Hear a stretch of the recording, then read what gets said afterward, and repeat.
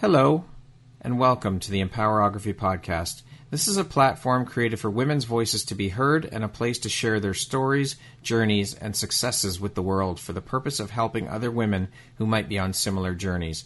We are empowering women one episode at a time. I'm your host, Brad Walsh, so kick back, grab one of your favorite beverages, and enjoy the stories.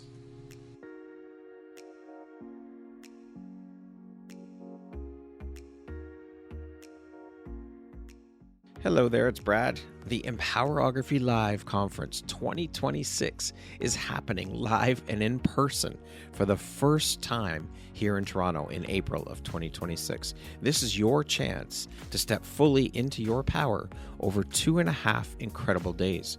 You'll hear from 30 plus inspiring speakers, join hands-on workshops, and connect with women from around the world who are ready to grow, learn, and rise together. This isn't just an event. This is an experience that will leave you motivated, empowered, and ready to take action.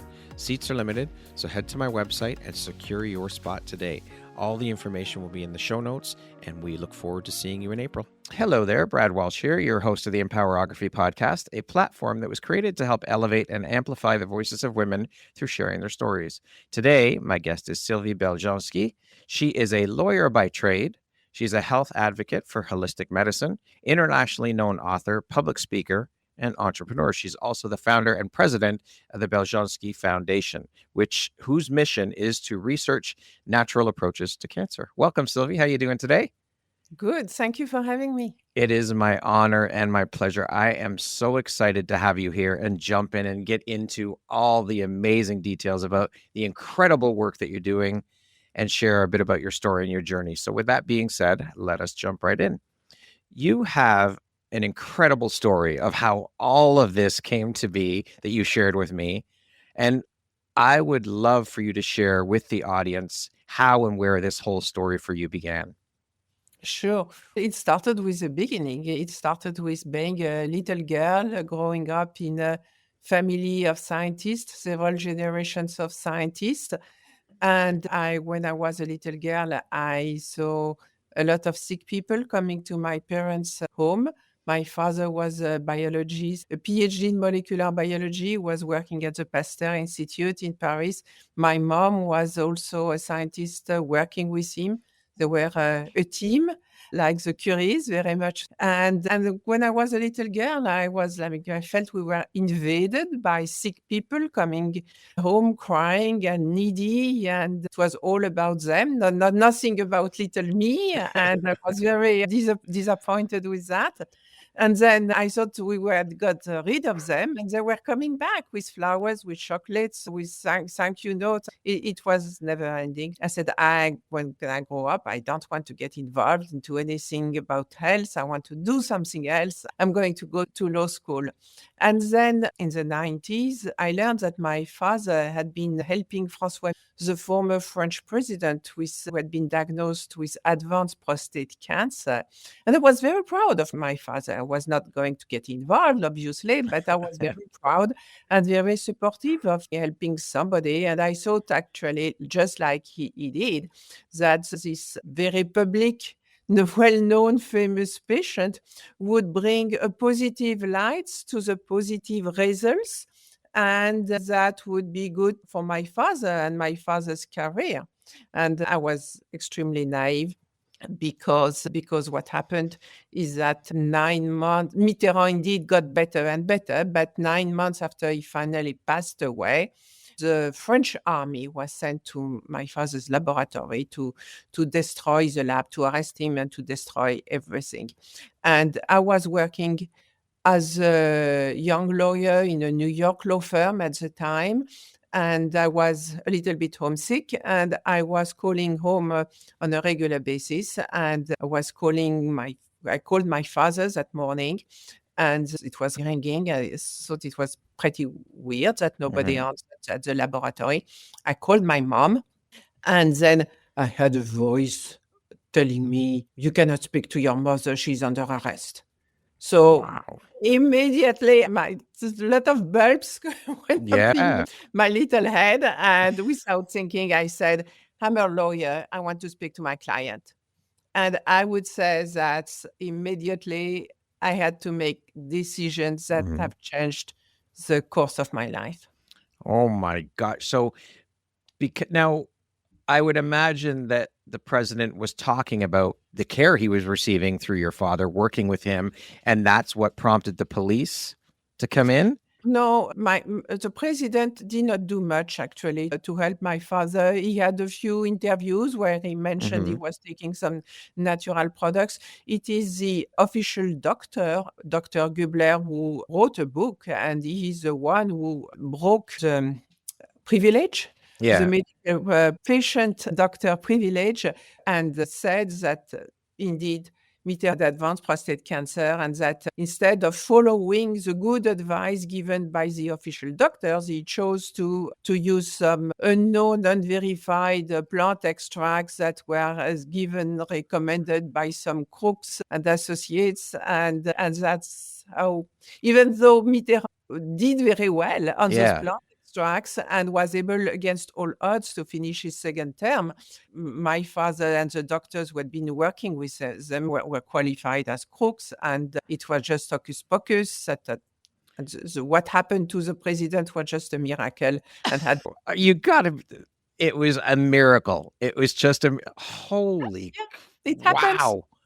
Unbelievable. Oh my gosh. So really, what really happened is your father got arrested because he was bringing stuff to light that big pharma couldn't control, the government couldn't control, so they figured, let's arrest him. So how long was he under arrest for then before he was released? He was put under house arrest, and they did not follow the due process. In France, when you arrest somebody, you are supposed to bring him before a judge right away. Right. And instead, they told him, well, it's too late. We'll bring you to the judge tomorrow. So you're going to stay here overnight. And they had him stay in the laboratory overnight. And then they had people coming with hazard suits and saying that they were afraid that there would be some plutonium somewhere. And they put some smoke, some gas everywhere in the laboratory. And 2 months later, my father was very healthy until then, developed stage 4 acute myeloid leukemia. And there was nothing that could be done for a man that age with acute myeloid leukemia. And they have saved every product, every sample. So all the products that my father had developed during his lifetime were no longer available to him. Oh my God. And they destroyed his life's work.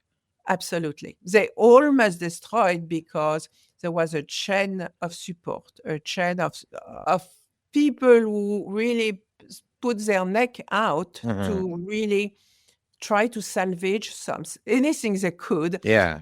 And send that to me here in New York as soon as I said, I'm not going to allow this destruction to happen. So you came to help your father as a lawyer. So Yes. how long? So what happened with that, and how long was that process for you? First, of course, I said I'm going to take care of the legal defense, and then the French government would never give my father a day in court. My father also very naively thought, if only I have the opportunity to defend myself, there are thousands of people who are going to come to give testimonials that those plant extracts have helped them, and they have overcome cancer, and the cancer never came back, and all those things. And everybody will be happy. So the judge is going to be positively impressed, and everybody will go home.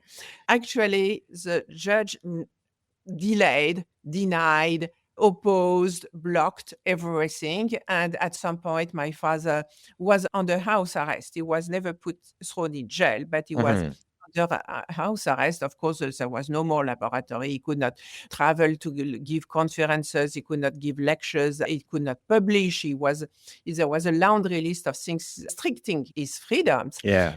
And at some point, he told me, this is not a way to go. Is there anything legally you can do to put an end to that? And I said, the only thing I can think of is the European Court of Human Rights. Yeah. So I want you to go to the European Court of Human Rights. There was a young lawyer, and oh my God, how am I going to do that? But I said, of course, that I'll do my best. And we went. to the European Court of Human Rights, when again, the French government denied, blocked, delayed as much as possible.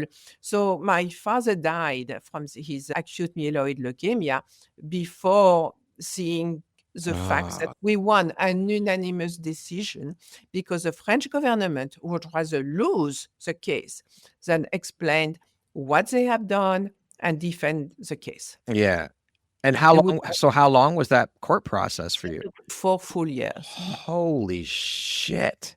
But you won. So but it is hard work, and it costs a lot of money. Yeah. And you don't know what the outcome is going to be, and everybody is telling you, going to the European Court of Human Rights by yourself, are you crazy? and I did not believe in it. Actually, I just did that because I promised my father, and I did not anticipate that the French government would not defend the case. Frankly, I was, as a lawyer, I was ashamed for the French government. Yeah. Wow. What an incredible story, Sylvie. Thank you very much for sharing that to start us off into this incredible conversation. So when you think about the research that your father devoted his life to, what truth do you feel in your bones he wanted humanity to understand, but he never got to say out loud? My father was pretty outspoken, so there was not much he did not say out loud. But I know he was, back in the 80s, when he started this research, the genome had been discovered by Watson and Crick not long before. Okay. And all the scientists thought that everything would be explained by the genes. And the pharmaceutical industry saw that also the genes could lead to genetic new way to address medicine, modify our genes, so that would bring patents. Patents mean a lot of money.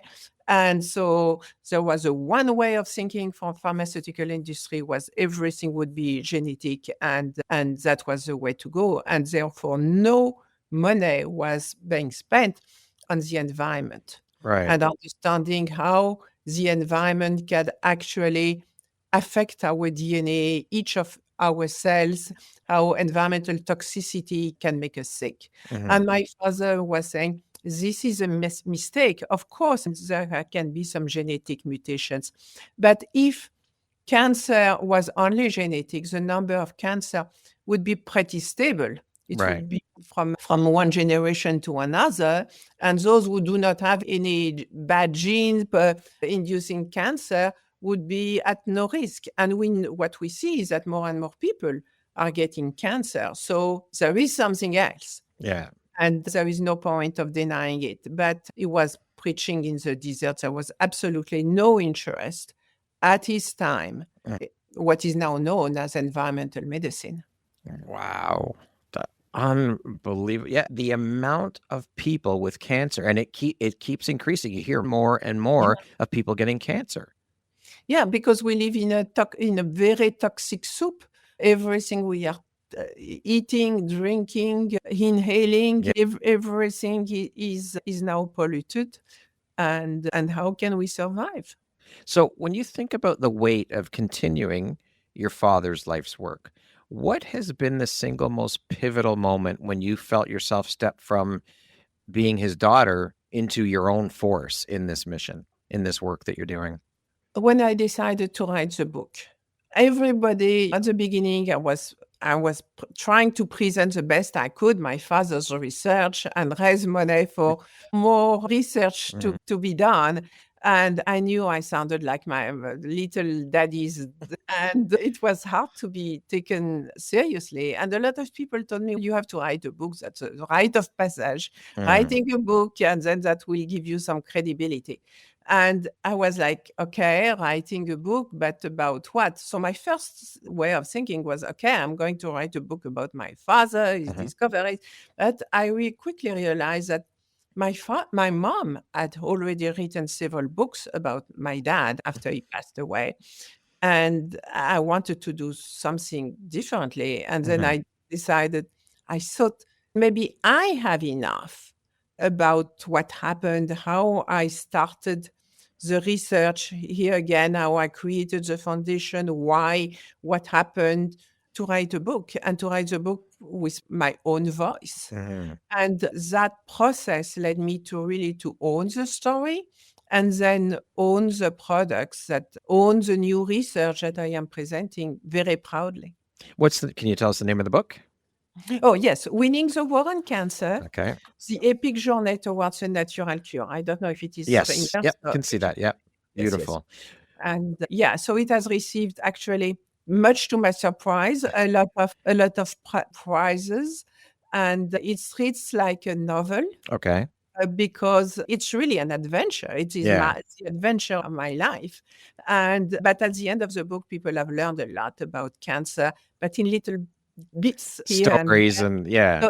So it's not painful because, again, I do not have a scientific background at the beginning, and I thought I was not interested in a lot of science. I thought it was not for me, so was not going to push that in a book to another. We'll put the link for the book in the show notes when we release your episode. Thank you for sharing that. What is one of the heaviest truths about cancer and healing that still keeps you up at night, even after all these years and all the work that's been done? The lack of interest from pharmaceutical companies, doctors, and so on for something on which they feel, first of all, they are not going to make money on.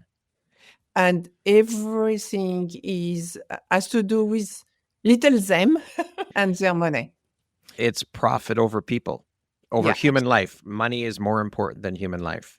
Yeah, absolutely. And that boggles my mind. That is so sad that so many people think that way. You can't tell me that these people that work for Big Pharma and the doctors, you can't tell me that they haven't been touched by cancer in one way or another. Someone they know, a family member, a friend, has passed from cancer. So I can't wrap my head around how people can still, when they know that there are cures out there, can still take profit over people. You've lost a loved one for sure. I can almost guarantee it. So how?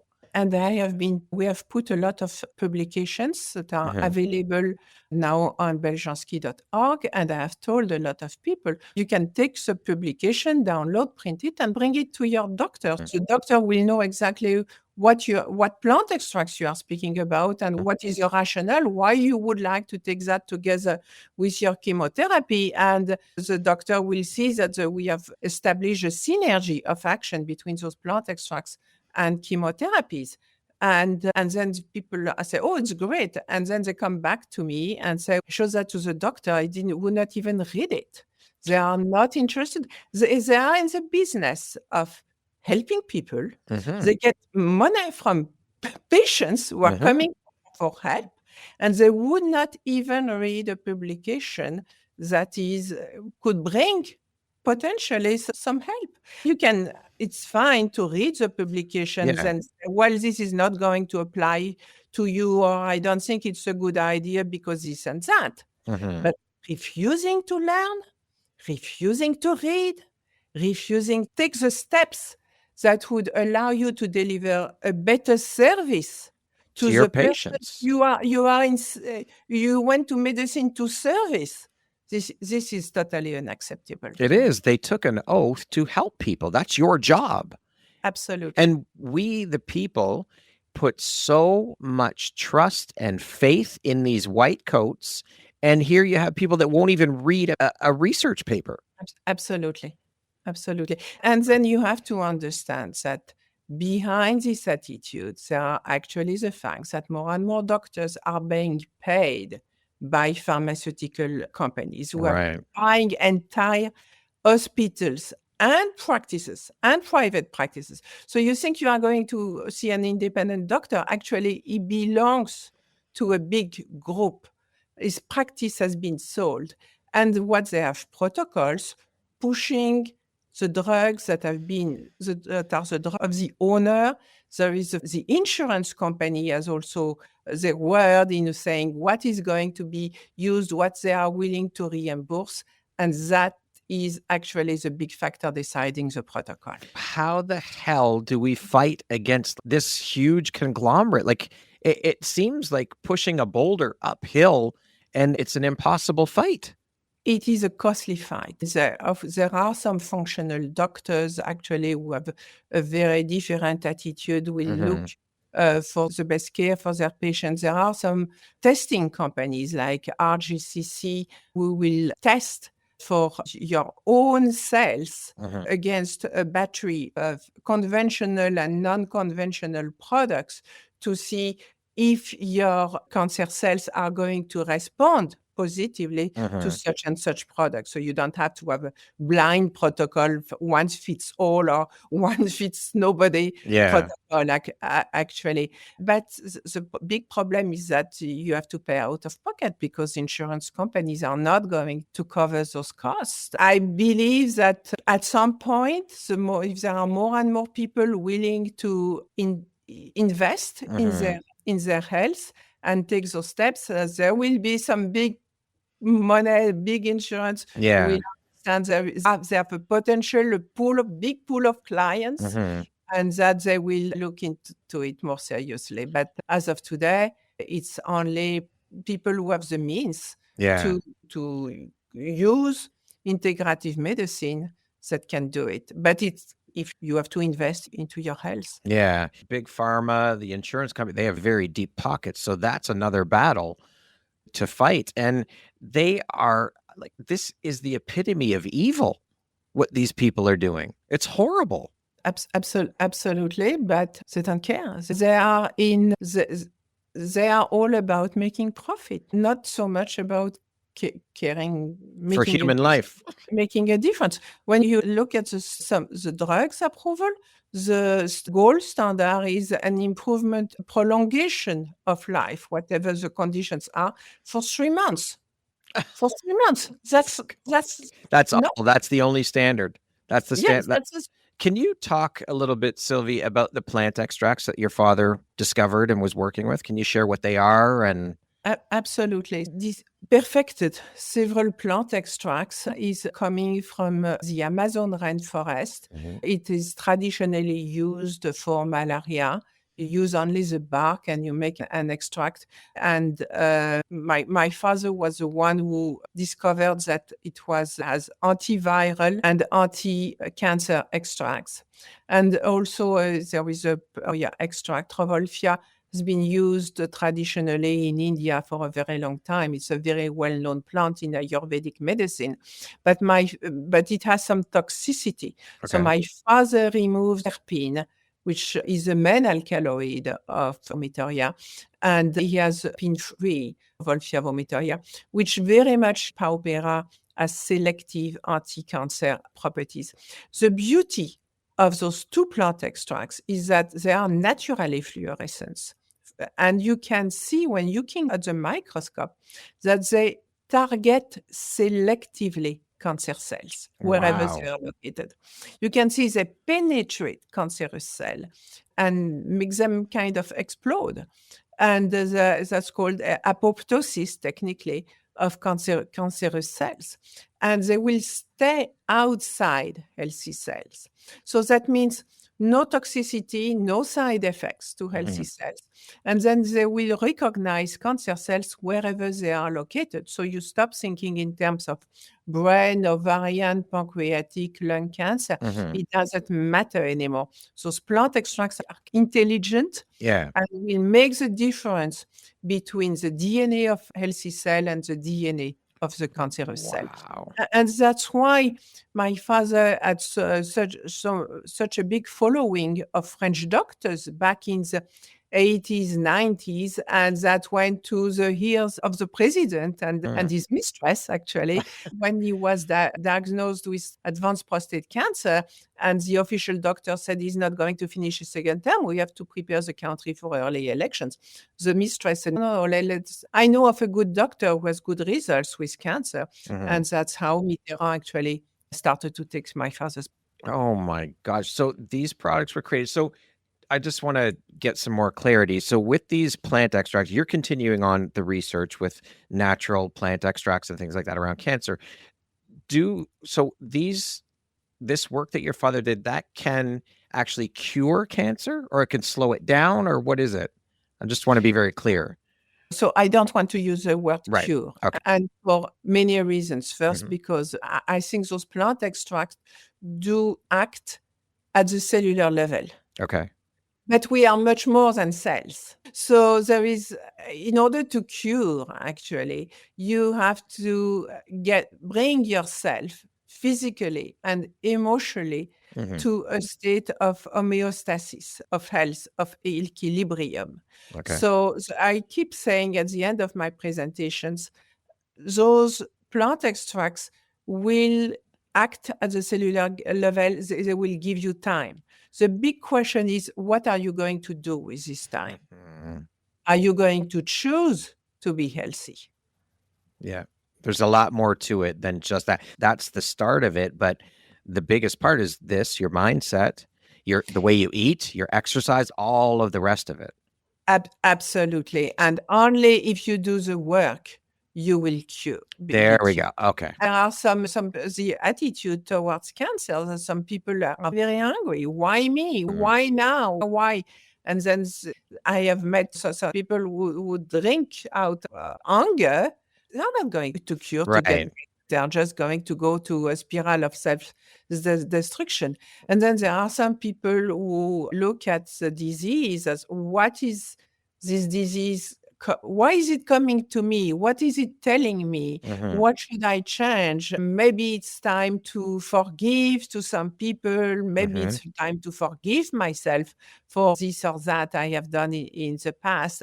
And only those people who do the work, you see them actually striving. And I have seen a number of people who told me, actually, cancer opened my eyes to a lot of truth and has been a kind of turning point Mhm. where I have completely changed my life for better. As we know, most, if not all, disease is caused through suppressed emotions. So it's the forgiveness, all of these different things that play a part. When you get that diagnosis, you're going to, as you said, people spiral and it's a lot to digest. But if you're able to get your mind in the right place and rise above all that, and then the exercise, the eating, all the different things, plus the cell work, then yeah, absolutely. It's a lot of it is here though.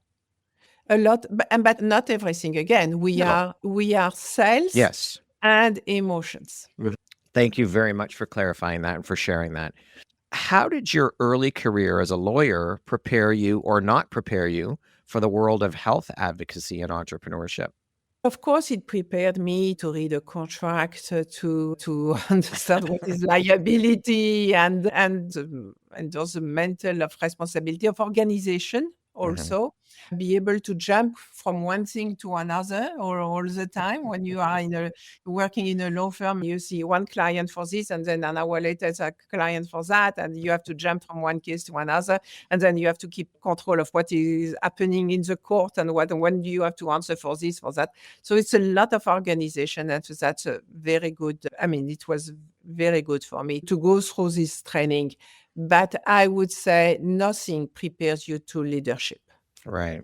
There is no school for that, and then you have it or you don't have it, but you develop it. Yeah. You don't have to have all the answers on day one, but you have to have it in you to step forward. To lead.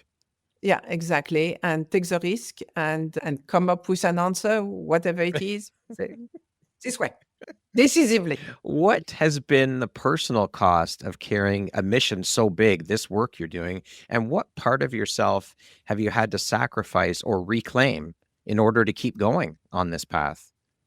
I would say loneliness, Mhm. not being able to meet someone who would share this passion, Mhm. and me not being able to be available enough to embrace somebody else's passion. Yes, it has mean a lot of loneliness, but at the same time, the opportunity to meet wonderful people, speak to a lot of wonderful, learn a lot Mhm. from other people, from life, a lot of experience, but as a core, profound loneliness, I would say, Mhm. as a woman. That's quite a sacrifice to make, for sure. Because we're communal beings. We thrive in Oh, relationships and I, connection. I am with a lot of people all day Yeah. long. Mm-hmm. I have a great team, Mm-hmm. but at the end of the day, my team, my work, that's my life. Yeah. Okay. What truth about cancer healing or the medical system did you uncover that fundamentally changed who you were as a woman, not as an advocate, but just as a woman, as a human being? What event? What truth have you uncovered about cancer, about healing, about the medical system? As a woman, it's how I would say how disrespectful for who you are as a human being. Mm-hmm. For example, if I say no, I don't want to have a mammography, instead of recognize it is my body, my choice, is I have some. And I've heard this before, and maybe you can confirm. I've heard that mammograms aren't good for women. First, they are pressing your poor breast Pancake. Yeah. scallop, and then radiating it. Mm-hmm. And how come, I mean, between pressure and radiation, that and cumulative radiation year after year, you can absolutely induce breast cancer with this routine care. So doing it once to have a baseline, Mm-hmm. if you need to have a surgery or something, it makes sense. I'm not saying no forever and ever. I am saying if you are healthy, if you do a regular palpation, if you do not take hormones for this, for that, to stay young beyond what nature has designed you to be, there is no reason to do mammography every year. That just doesn't make sense. And it can actually come up with a number of very bad side effects. But there is a lot of pressure, again, from the pharmaceutical industries, from the hospitals who have invested a lot of money in those very expensive machines. They need a return on investment. Return on investments means a lot of price to the machine. And then after that, there is a lot of fake results. Oh. There are absolutely fake results, an astonishing number of fake results, about 30 to 40%. So you have to come back. First, you have the stress. You have to come back for another one. Ka-ching. And then if they see something that seems still weird, you have a biopsy behind that. And then only the biopsy is going to tell you there is nothing, or they will decide to go ahead and some quotas to give you the surgery. The number of women who have told me I had a breast removed, and then they told me there was no cancer. That is heartbreaking. That is but absolutely there was something suspicious, and it was actually something else. It was some calcification or something. Oh my Doesn't mean it's God. cancer. That is absolutely heartbreaking. Horrible. Yeah. It's a huge racket. It's an incestuous racket. It is. That, again, doesn't mean that it's not for, sometimes it makes sense. Yes. But it's a routine of doing that every year. I do not agree to, especially in light of a number of scientific publications showing the dangers of repeated radiography and exposure to radiation. Wow. Thank you for sharing that.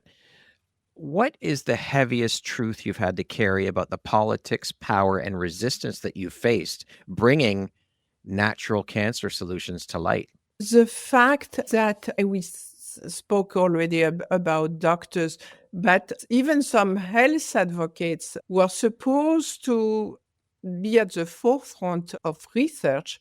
If it is not that line of research they are interested in, they will not even look at it. When we, at the Beljanski Foundation, we did some research on pancreatic cancer, and the results were astonishing in vitro and in vivo in animals.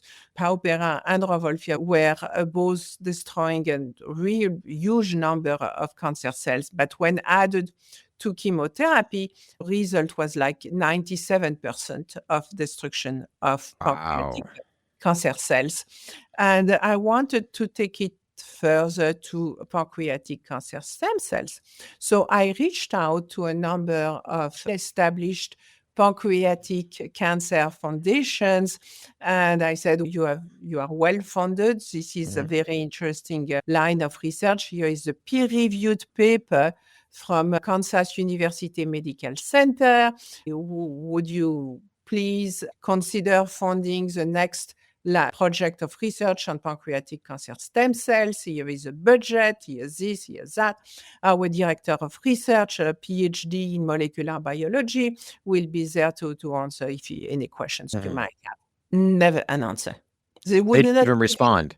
They would not even acknowledge Oh my God. Something that not without toxicity destroys 97% of pancreatic cancer cells. And it's a foundation raising money for pancreatic cancer research. Let's raise money for the cure. They don't care about the cure. They care about their fundraising, their gala dinner with socialites and... Oh my God. Holy shit. Okay. Wow. I don't even know what to say. This is disgusting. This is vile. This is evil. It's horrible. Horrible. Yeah. Can I ask you? You asked for the worst. Yeah. Chemo. I hear so many people say chemo is actually what speeds up the killing of the person going through, in some cases, the patient. It accelerates the process. Is that right? Like chemo is radiation? No? No, chemo is chemical. Radiation is radiotherapy. Right. So radiotherapy has two different kinds of treatments. Right.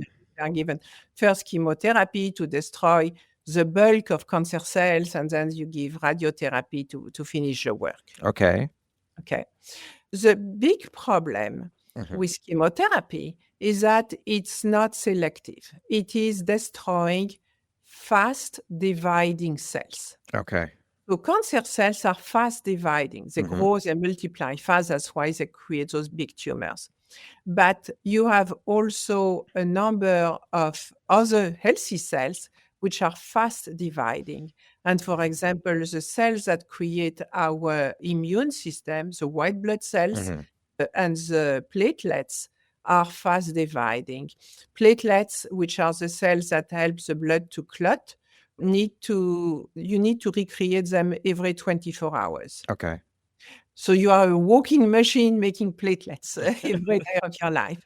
And then the white blood cells, they have a lifespan of about a week to 10 days. Okay. So they are also fast dividing, fast reproducing. So they have collateral damage of the chemotherapy, which doesn't make the difference. So you are losing your immune system at the same time. Okay, you are destroying the cancer cells. And then when you are losing your immune system, you are prone to a lot of other diseases. And also the chemotherapy is very toxic. And by being toxic, it creates an inflammation in the body. And this systemic inflammation makes you sick. Right. So actually, that's how chemotherapy may kill cancer cells, but at the same time, make you sick. And the toxicity may induce another cancer, actually. So it's killing the good cells as well as the cancer cells. But it's killing a number of good cells at the same time. And the toxicity, the price you pay for the toxicity of the treatment is this systemic inflammation and the risk of developing metastasis along the way. And now there are several publications about that. And that's why it is so important to do the research on cancer stem cells. And over the years with the Beljanski Foundation, we have been able to confirm that indeed those little plant extracts are not selective of one organ or another, but are really recognizing cancer cells and are destroying them. So we did the research on prostate cancer cells, on ovarian cancer cells, on pancreatic cancer cells, and then there are the other teams who have done on seed, on breast. Again and again, you see that you study organ by organ, you will see that those plant extracts, and now it's well documented also the mechanism of action, are destroying cancer cells at every stage of cancer. Wow. Also, from inflammation, and we have done that with prostate, from inflamed prostate to full-blown cancer to advanced prostate cancer, which does not respond to hormonal treatment anymore. Yeah. And of course, the next step was cancer stem cells. And because cancer stem cells resist chemotherapy, the conventional medicine has nothing and is just not speaking about it. Just put it under the reg. Oh. But cancer stem cells are those cells which are embryonic Okay. and have the ability to resist chemotherapy, stay in the blood, stay there for a long time, and maybe one day they will wake up and create a new tumor. And that's metastasis. And that's why it is so important to be able to address them from day one of diagnosis. You don't want to let that fester in you. When you have chemotherapy, the doctor is saying, oh, you are doing well, the tumor is shrinking, everything goes. In fact, he is destroying the mature one, the least aggressive, and the baby one, the future, remains untouched in the body.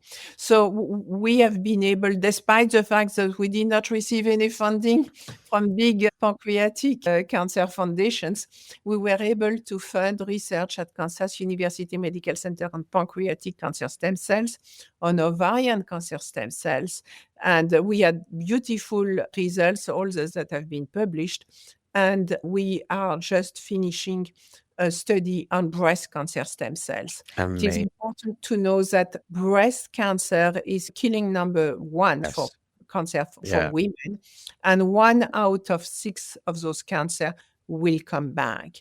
And all the women who have had a breast cancer tell me one of the biggest thing is, will cancer come back? The fear.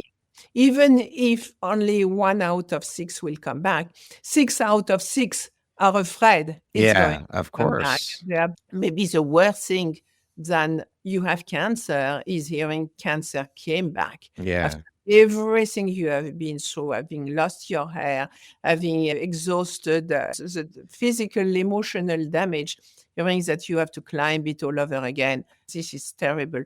So knowing that there is something natural, non-toxic, without side effects, why wouldn't you take that from day one of your diagnosis? But of course, we have to do the research, we have to document it, and so on. So the publication, I'm very proud to report in the works, and should come sometimes this year, late in 26.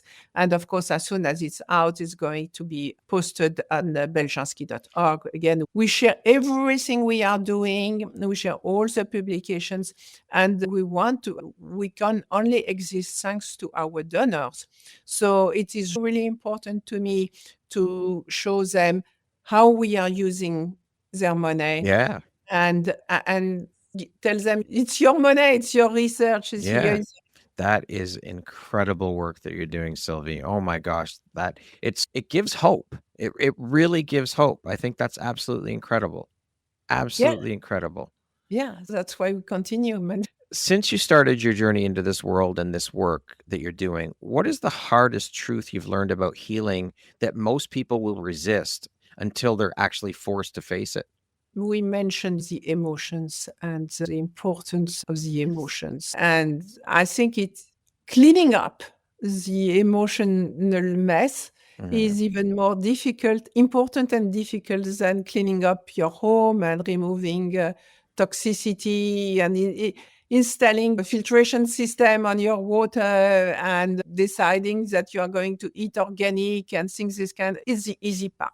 Right. Cleaning up the emotional mess, being honest with yourself, putting an end to some toxic relationships that are maybe present in your life is actually much more difficult. What part of this work has shaped you not as a leader, but as a woman? I am one. I am not a leader of a woman. I am a woman who actually, after all those years, maybe probably leadership in me and putting that in everything I am doing.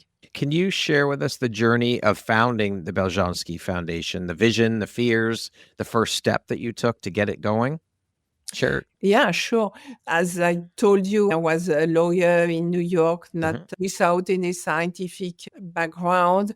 So after my father passed away, I decided to invite a number of French doctors here to create a symposium in New York. It was the Freeland.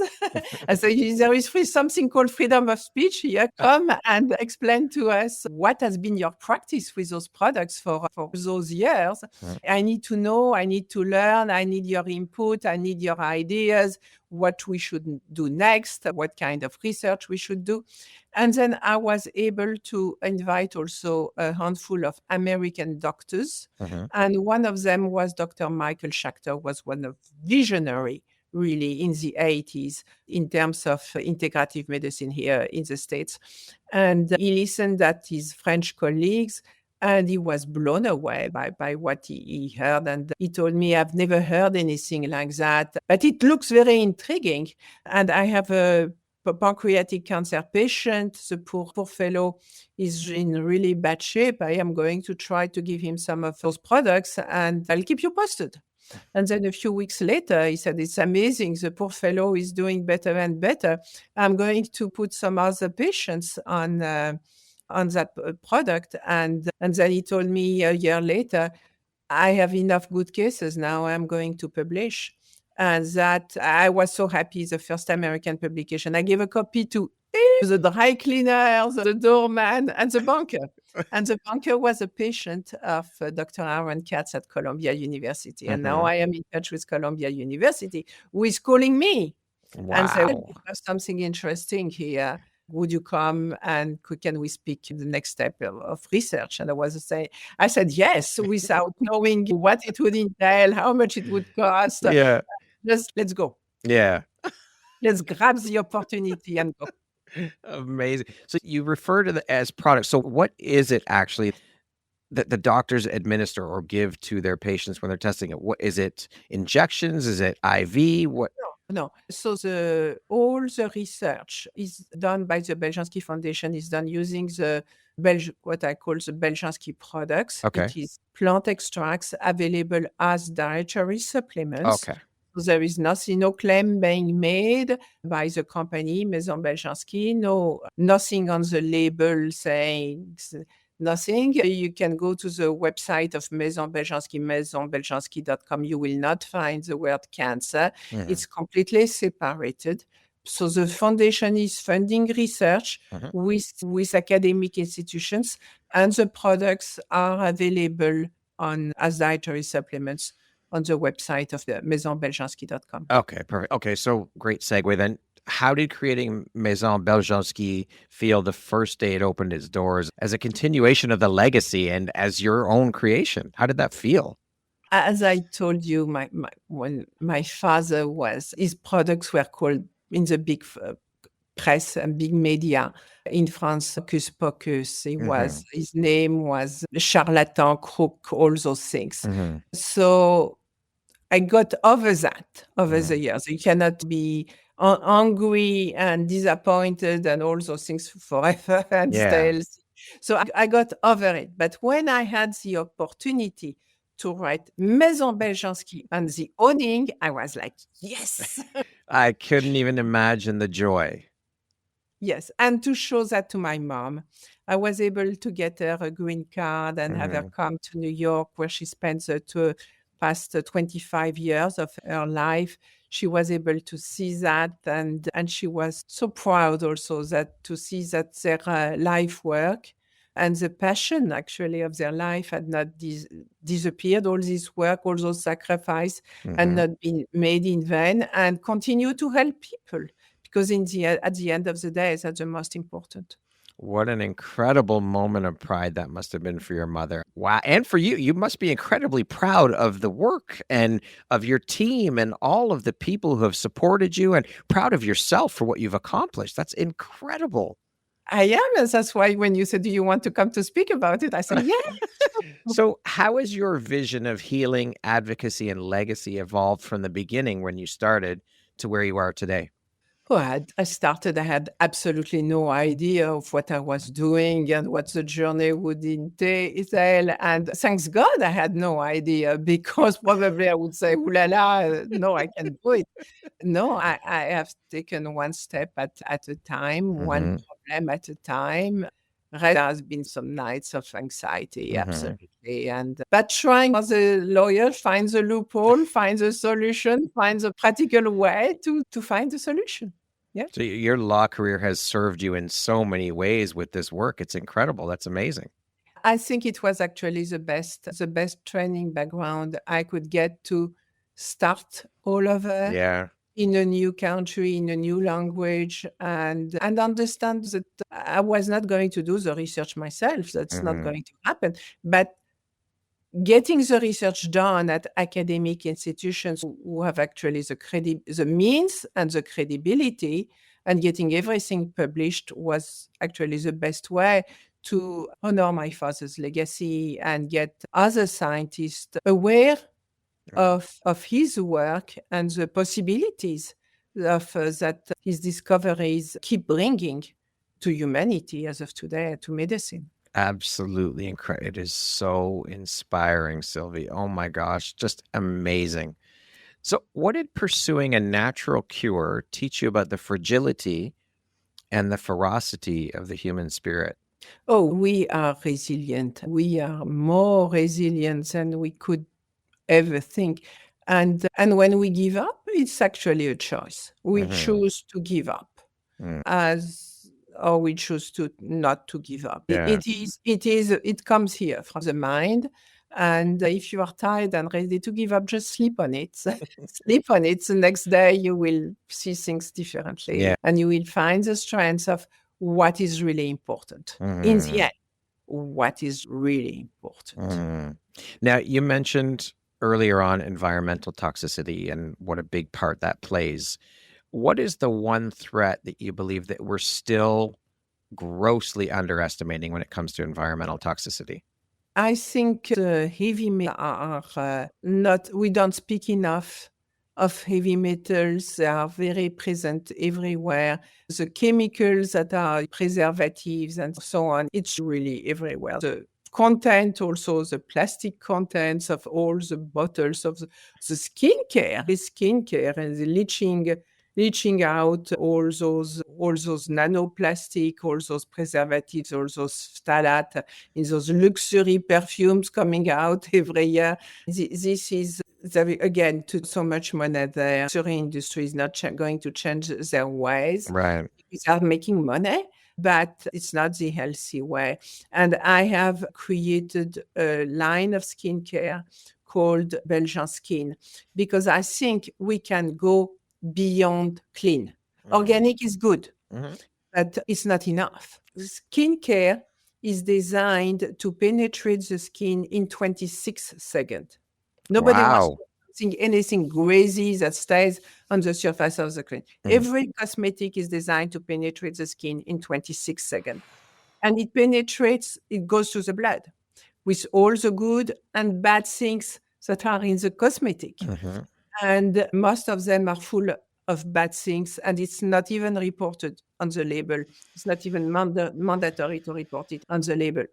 So I said, if something is going to penetrate to your blood in 26 seconds, why not infuse it with good stuff? Mm. And at the Beljanski Foundation, we have done research on golden ginkgo. Okay. Golden ginkgo is the same tree as the green tea, but we are only using golden leaves harvested in the fall. And the change of color of the leaf is actually a translation of the change of chemistry Okay. of the extract. Mhm. And what we have seen is that the extract from golden biloba leaf is not only able to protect the cells against burns from radiation.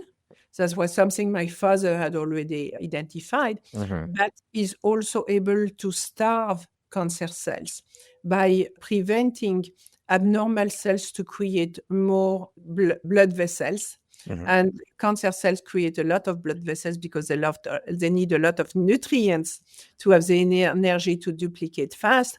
And they also need those blood vessels to spread to other organs.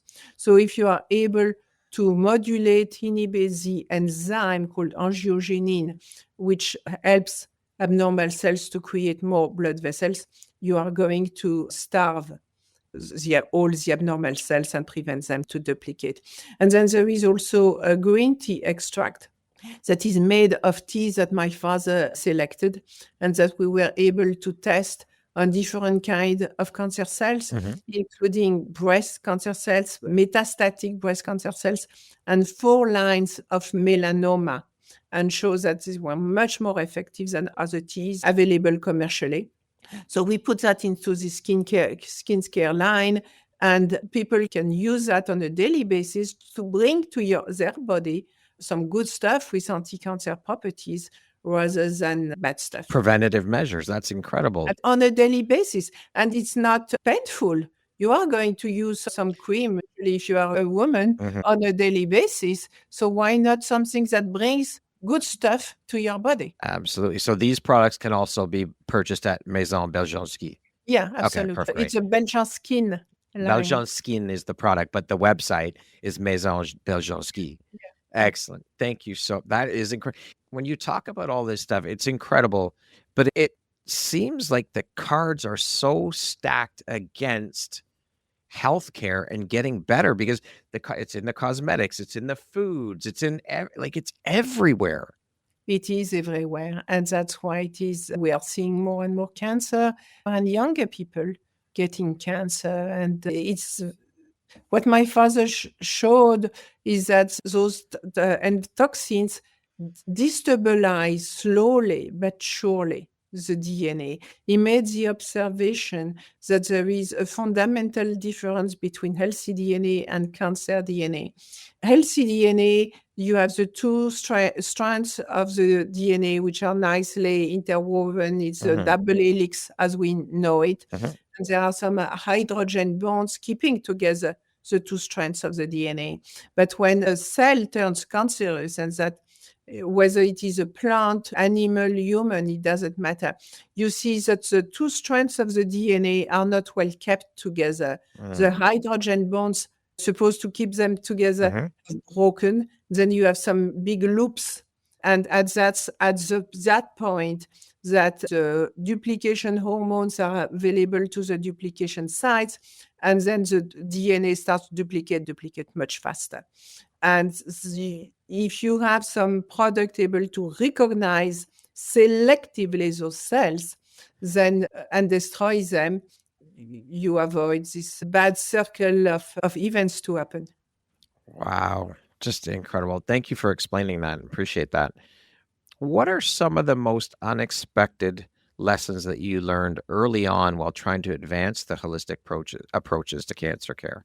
Again, that it's all about the money. And even in the integrative world, if you do not have the means to fund the research, nobody is going to step in to help you. And the help has always come from people who had been helped with the products or were concerned. We have had some rich donors for the breast cancer study. The lady had been diagnosed with breast cancer, and they financed the study because she was looking for a solution. But it's always coming from people who have been individuals who step in courageously and share their wealth, little bit if they have little, or big if they have more, but very little interest from governments, and absolutely none from pharmaceutical companies. Actually, once my father was looking to get some funding, and I accompanied him to some big pharmaceutical companies. And he came with some publications about his natural products, and they just told him, welcome back when you have a synthetic molecule. Gosh, unbelievable. It's so sad. It really is. It's heartbreaking. But it's been going on forever. And it has to do with patent laws. Until the 19th century, medicine was natural. Right. For centuries, medicine was all about plants and cataplasm and things like that. And then came 19th century, came chemistry. And with the advent of chemistry came how to make money on that. And then came patent laws. And there's the FDA, which gives you years of monopoly when they approve a new molecule that has to be patented in order to make money. And then it costs so much. The investment is so huge that only a few big players will, in the end, will play this game and make money out of this game. A game. That sounds so sad because we're talking about human life and they look at it as a game. It's all about money. As an opportunity. Looking back, what single thread ties together your legal training, your father's research, and your role as a global health advocate? The importance of being true to myself, of doing what I think is fair, what is right, and forging ahead. If you could strip away all the research, the accolades, the books, the conferences, and speak directly to humanity for just 1 minute about what truly matters when it comes to life, health, and legacy, what would you say, and what do you think the world isn't ready to hear yet? I would say there is hope. Just take the time to educate yourself, and the universe will provide you with solutions. I love that. So many people, we so blind, and it's because of conditioning and what we were brought up and all how we were brought up, and to believe everything that the white coats tell us, that they are the all-knowing, they're like gods, they know everything, and they don't. No, but you cannot just shortcut. You have to do the work. You have to educate yourself, and you have to internalize this knowledge. Just the shortcut of having a doctor who is going to himself in 15 minutes write some 3 lines on a notepad, you are not going to learn anything. The doctor has not taken the time to learn anything about you, and is going to give you a one-fits-all solution that maybe will work, maybe will not. Sylvie, what does freedom mean to you at the very deepest level, beyond money, beyond status, beyond recognition? The determination to do what you think is right without even beyond fear. You just, yes, you have the fear, but sometimes, but that's not going to change your determination and the choices that you are going to make. You are free of making those choices, and I will make them. Period. How do you define success? Having this freedom. What does the word empowerment mean to you? Again, it comes down to this freedom where nobody can really have a grip, will make you change your course, or nobody can buy me, nobody can make me think or say something I do not feel true. I am true to myself without any contradiction. Yes, this deep honesty that you arrive at some point. I don't care what people think of me. They think I'm some French bitch or whatever. They are entitled to their opinion. I don't care. I am free. Okay, we're going to jump into a little rapid fire section. So the next grouping of questions just be 1, 2, 3 word answer type thing, okay? What is your favorite place on earth? I think it's home and staying near a fireplace. Fireplaces and the time to think, to reflect is something that I've had fireplaces on all my life, and it's every time it's a special place for me where I can think, make silence and think, just watching the fire. If you could teach the world one thing, what would it be?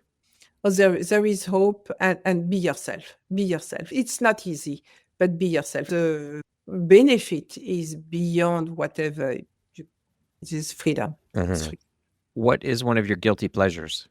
Having a glass of wine with dinner at the end of the day. I'm French. Yes, of course. What is one word that sums up your mindset? I'm grateful. I am absolutely grateful for all the opportunities, all the people I have met along the way that have helped me, supported me. I am grateful to you for giving me the opportunity of this conversation today. I'm grateful for all the extraordinary research that I've been able to carry on. I'm grateful for all the studies that those scientists keep publishing. And I'm grateful for the opportunity to give hope, share hope, touch lives, help people. There is nothing better. One book that changed your life. Well, I was an avid reader when I was a teenager. I grew up with books. There was no TV, and of course, there was no social media and those kind of things. And there was a book from Pasteur, which ends with a quote saying that work allows us to be needy, to avoid vice, and being bored, vice, and need, being needy. And that has stayed with me, like work was actually the solution. What is one word that defines the woman that you are becoming? Oh, I have become. I am a little old lady now. I am not becoming. No, I think it is. I'm true to myself, and I'm free in many ways. That concludes our rapid fire section. Now back to our regularly scheduled program. What is one of the best pieces of advice that you've ever received, and who gave it to you? My dad, when he was dying, and his last conversation he had with me, I had sent him all the samples that we were producing here in the States to test, and he told me, "Don't change anything. You will be fine." And I have been. Beautiful. If you could step into when he said don't change anything, it meant also never tamper with the quality. That's what it really meant. You have achieved quality products, never compromise that. And if you produce something of quality, the quality will speak by itself. And it did. Because that's the quality of the products that allow the scientific studies, the results that are shown in the scientific studies, and then the opportunity to speak and to present about the results. It all starts with the quality of the products. Love it. If you could step into my shoes, what question would you have asked yourself that I didn't ask you? When I was a little, if I could speak to the little girl I would say, no, don't fret out so much. You are going to be fine. If you had the opportunity to sit down and have a 1-hour conversation with one woman, any woman in the world, who would it be and why? I would love to be able to spend an hour with my mom. Although I took care of her for 25 years, there are so many things I realized after she passed that we never spoke about. I redo that I did not take that time to have those important conversations with her. I took care of her, but I did not have those important conversations.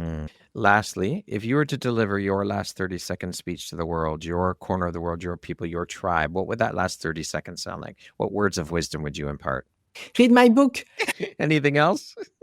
No, there is a lot. Everything I could think of, all the information, all the advice I could give, I put that in my book. So I think as there is as much as I could put in the book is there. Okay, beautiful. Sylvie, thank you so much for being here with me today, for taking the time to share the incredibly important and beautiful work that you're doing in the world. I am honored to have had the opportunity to sit down and share in your story, your journey, and of course, the incredibly beautiful light you're putting out into the world through the work you're doing to help all of these people in the world. I am so honored to have had the opportunity to sit with you. Thank you so much for being here, for sharing your story. I am honored to call you a friend, to have you as a member of the Empowerography community. I cannot wait to put this out there for the world to hear. Thank you so much. Well, thank you so much for the opportunity to share the story, and I am honored to be your friend. I have thoroughly enjoyed our conversation. Thank you. Once again, my name is Brad Welsh, host of your Empowerography podcast. Today, my guest has been Sylvie Beljanski. She is a lawyer by trade, a health advocate for holistic medicine, internationally known author, public speaker, and entrepreneur, also the founder and president of the Beljanski Foundation. Thank you so much, Sylvie. I hope you have a beautiful rest of your day. Thank you. Thank you very much for listening to this podcast. If you haven't yet, please be sure to subscribe, rate, review, and share with all your friends.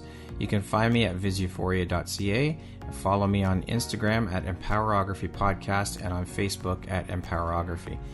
Please join me next time for another inspirational story from yet another amazing woman.